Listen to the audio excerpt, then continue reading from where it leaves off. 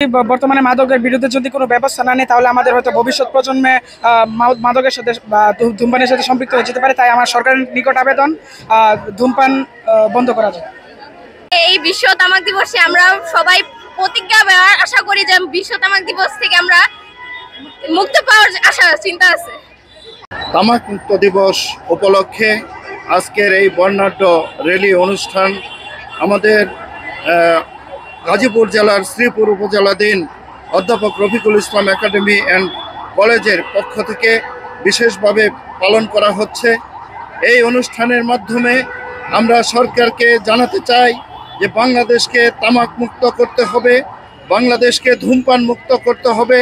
তার জন্য সরকার এবং সরকারের বিভিন্ন প্রতিষ্ঠান যেন ভালোভাবে উদ্যোগ নেয় এবং আজকের এই অনুষ্ঠান থেকে, এই বর্ণাঢ্য র্যালি থেকে আমরা আরও সরকারকে সুন্দরভাবে সুচারুভাবে এই আন্দোলনকে সমর্থন করে বাংলাদেশকে তামাক মুক্ত করা হোক, ধূমপান মুক্ত করা হোক, বাংলাদেশকে নেশা মুক্ত করা হোক, এইটাই আজকের আমাদের চাওয়া। মাদককে না বলবো এবং আজকে এই মাদক মুক্ত দিবসে আমাদের শ্রীপুর উপজেলায় কোথায় যেন মানুষ জনসম্মুখে ধূমপান না করতে পারে, এই জন্য সবাইকে সচেতন করব এবং আমাদের এই যে কমলমতি ছাত্রছাত্রীরা যারা ধূমপান করে তাদেরকে ধূমপান করা থেকে বিরত রাখতে হবে এবং বন্ধুবান্ধবরাও যদি ধূমপান করে প্রয়োজনে সেসব বন্ধুবান্ধবকে পরিহার করতে হবে।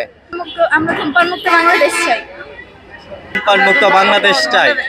মাদক মুক্ত বাংলাদেশ চাই।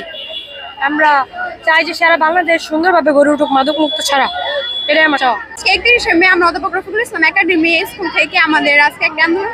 উচিত না, মাদক শরীরের জন্য অনেক ক্ষতিকর। মাদক অনেকে খায়, পরিবারের সমাজ চাই। মাদক সমাজের কি ক্ষতি করে তোমরা কি জানো? মাদক সমাজের অনেক ক্ষতি করছে। মাদকের মাধ্যমে অনেকে আক্রান্ত হয়ে যাচ্ছে, অনেকে অপরাধের পক্ষে চলে যাচ্ছে। মাদক মুক্ত সমাজ চাই। অনেক ক্ষতি করে, তার জন্য মাদক খাওয়া উচিত নয়।